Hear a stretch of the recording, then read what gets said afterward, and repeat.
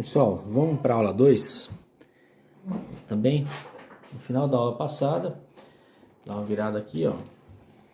A gente estava falando das transformações de estados, né? Sólido para líquido, líquido gasoso, sólido para gasoso e assim por diante, né?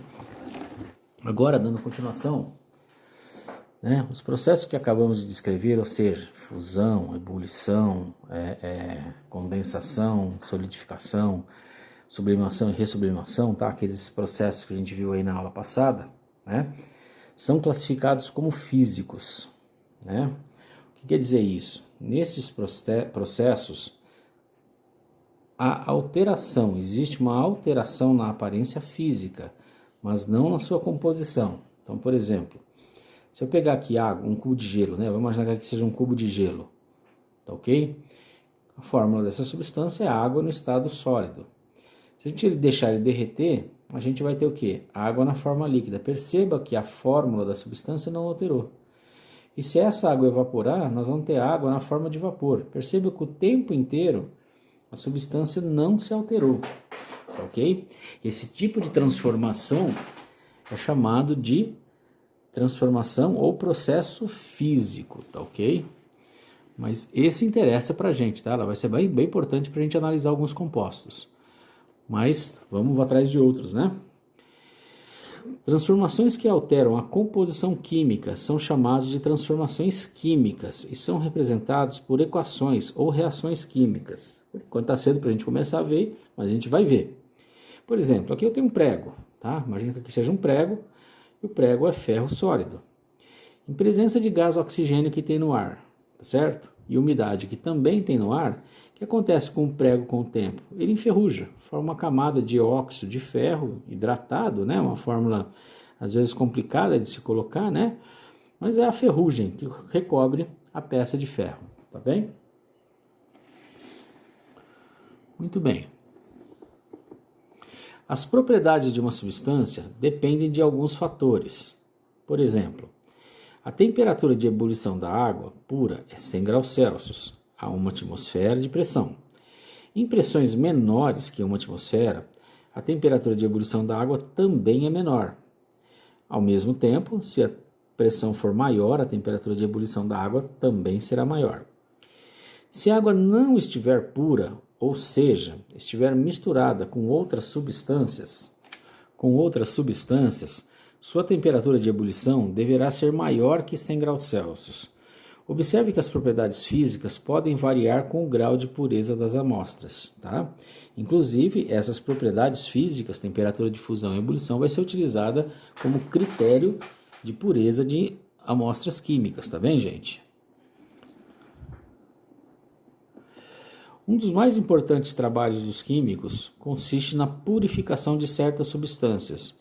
De forma geral, amostras naturais não costumam se apresentar puras, e sim na forma de misturas. Então aqui está um importante trabalho do químico, que é o quê? Separar as misturas ou purificar alguns componentes, tá bem? Esse é um trabalho bastante constante do profissional de química, tá bem, gente? Uma das formas de se caracterizar substâncias ou compostos é por meio de suas propriedades físicas e químicas.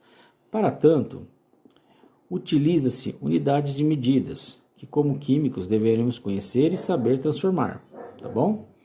A gente chama isso de unidades de medidas, tá? Vocês vão cansar de fazer isso no laboratório, né? Muitas propriedades da matéria podem ser medidas, mensuradas e possuem associadas um número para quantificar, tá? Então essas propriedades medidas, ou que a gente mediu ou mensurou, né? Elas têm valores. Esses valores matemáticos são importantes também para a gente conhecer, para a gente identificar. De modo simplificado, a matéria pode ser classificada de diferentes maneiras e suas propriedades também. Com relação às propriedades, há dois grupos. Propriedades extensivas dependem da quantidade da amostra. Alguns exemplos são a massa e o volume, tá bem? 3 laranjas tem uma massa maior que uma laranja e um volume também maior, tá? Outra propriedade importante, né? A primeira que a gente viu foi as extensivas. Agora a gente vai ver as propriedades intensivas. Essas propriedades não dependem da quantidade de amostra. São importantes para a química. Alguns exemplos são temperaturas de fusão, ebulição, densidade, reatividade e tem outras tantas propriedades aí, tá? Mas essas são as mais importantes para nós. Voltando às unidades de medida, a partir de 1960, ocorreu um acordo internacional para a escolha das unidades métricas, chamadas de Sistema Internacional de Unidade, o SI, tá bom? Então, ó, aqui eu vou apresentar algumas unidades básicas do Sistema Internacional, tá ok? Aqui está a grandeza física, o nome da unidade e o símbolo, tá? Por exemplo, a grandeza física massa, o Sistema Internacional subentende que a unidade de massa é o quilograma e o símbolo é o kg. Comprimento é o metro e o símbolo é o m. O tempo é o segundo e o símbolo é o s. A temperatura é Kelvin e o símbolo é K. A quantidade de matéria, essa é particularmente importante para a química, é o mol e o símbolo é mol mesmo. A corrente elétrica é o ampere e o símbolo é A. E a intensidade luminosa é o candela e o símbolo é CD, tá bom? Prefixos do sistema métrico que a gente usa na química, tá? O quilo parece com um K, que quer dizer 10 elevado à terceira, tá? O que é 10 elevado à terceira? 10 vezes 10 vezes 10, que dá 1000. O mili aparece um M, por exemplo, miligrama, tá?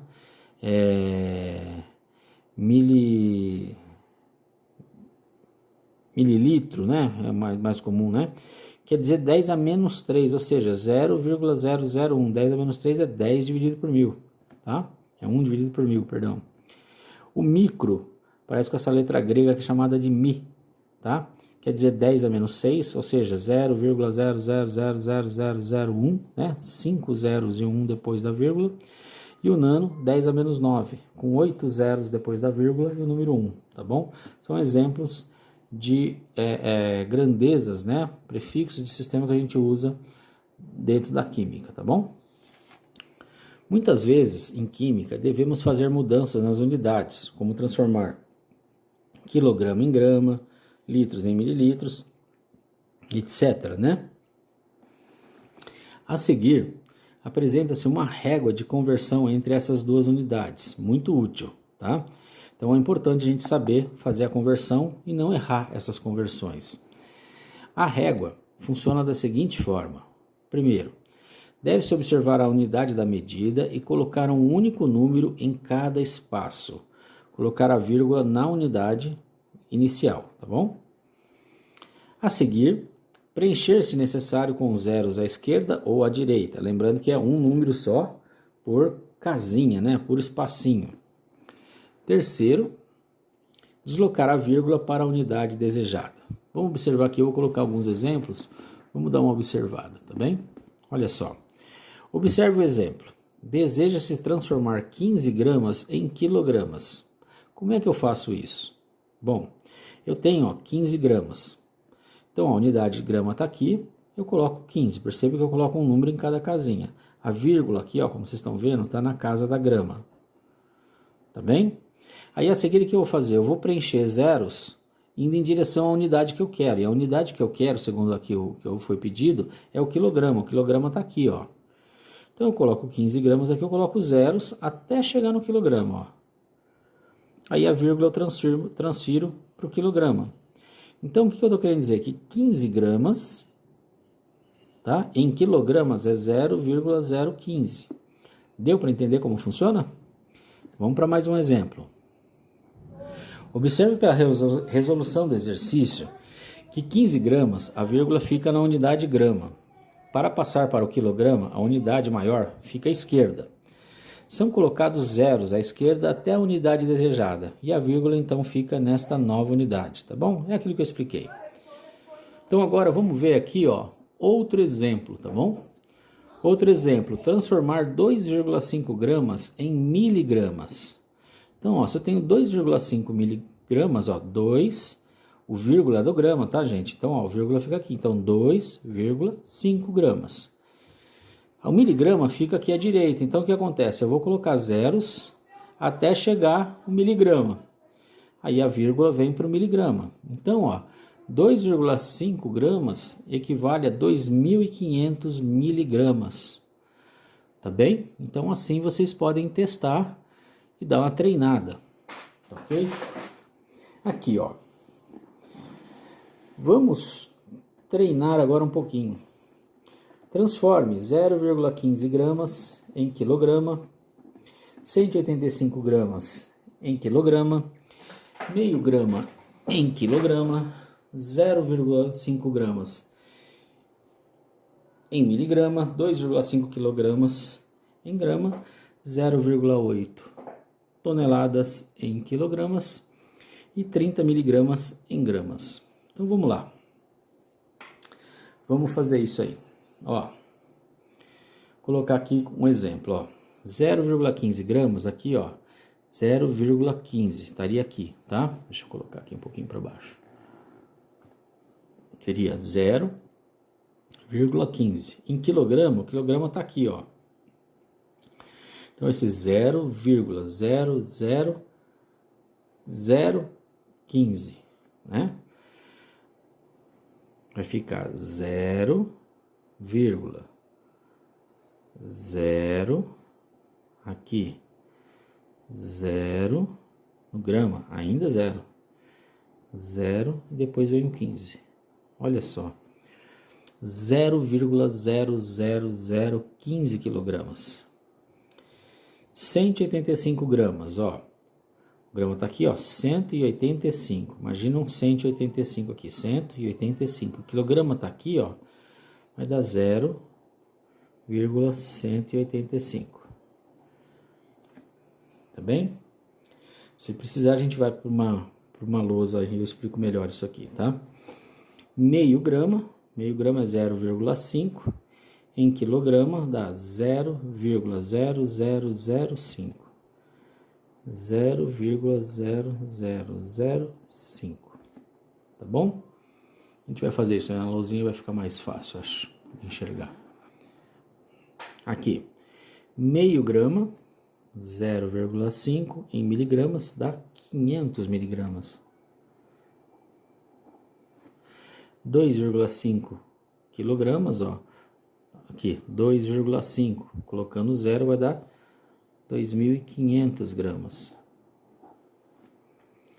0,8 toneladas em quilograma dá 800 quilos. Tá bem? E 30 miligramas, tá certo? Em gramas vai dar 0,030 gramas. Tá bom? Se entendeu? Maravilha. Se teve dificuldade, tenta fazer de novo, tá bom? Pega os exemplos, deixa tudo em branco aqui de novo e tenta, ou então tenta fazer o contrário. Agora iremos trabalhar com uma outra régua, tá? Com a régua para volume. A ideia é que vocês se acostumem de tal forma que nem precisem da régua num futuro breve, tá bom? Se conseguir, é bastante desejável. Vamos transformar 2,5 litros em mililitros. Usaremos as mesmas regras, porém outra régua, porque agora é uma régua de volume, tá ok? Então, ó, lembrando as unidades mais comuns de se trabalhar com volume. O metro cúbico, o litro ou decímetro cúbico é a mesma coisa, tá bem? São nomes diferentes, mas representam a mesma coisa. E o mililitro e o centímetro cúbico também são a mesma coisa, só com nomenclatura diferente. Então, ó, tá aqui a nossa régua de volume. Tá bom? O metro cúbico, 2 espaços, o decímetro cúbico ou litro, tanto faz. 2 espaços, o mililitro ou centímetro cúbico, tanto faz. Tá bem? O exemplo que a gente colocou foi 2,5 litros, ó. Então, o litro tá aqui. Então, 2, essa vírgula do litro, 2,5 litros. E a gente quer a resposta em mililitros, que é isso aqui, ó. Então, eu vou colocar zeros até chegar no mililitro e eu transfiro a vírgula para a unidade mililitro, que é aqui. tá bom? Então, 2,5 litros em mililitros dá 2.500. Vamos ver mais um exemplo aqui, ó. Então, ó, assim, 2,5 litros equivale a 2.500 mililitros, ou 2,5 decímetros cúbicos equivale a 2.500 centímetros cúbicos, tá bem? Vamos a outro exemplo, 1,5 centímetros cúbicos em litros. Ó, perceba que eu fiz errado aqui, tá? Coloquei 1,5 e coloquei 2,5 aqui copiando este outro, tá? Então, vou mudar aqui, vou colocar 2, tá bem? Então vamos lá, ó, eu coloquei aqui 2,5, aqui eu tinha colocado 1,5, né? Vamos corrigir, eu coloquei um branquinho aqui esperando para colocar o valor certo, tá? Corrija aí no seu caderno, tá bom? Então, ó, se eu tenho 2,5 centímetros cúbicos, ó, o centímetro cúbico está aqui, então está aqui a vírgula do centímetro cúbico, ó, 2,5. E eu quero em litros. O litro está aqui à esquerda, então o que vai acontecer? Eu vou colocar zeros até chegar no litro, ó. Tá? Aí a vírgula, a unidade que eu quero 9 é litro, a vírgula fica aqui no litro, então 2,5 centímetros cúbicos vai dar 0,0025 litros, tá bem? Vamos ver se já consertou aqui. Já. Tá bem? Observe que as vírgulas iniciais devem ser colocadas nas unidades dadas e posteriormente deslocadas para a unidade desejada. Tá bom? E aqui eu vou deixar um brinquedinho para vocês. Eu gosto de fazer isso na aula, no final das aulas, tá? Sempre que possível. Vamos treinar um pouquinho a alteração de volume, tá bom? A gente começa a partir daqui a próxima aula.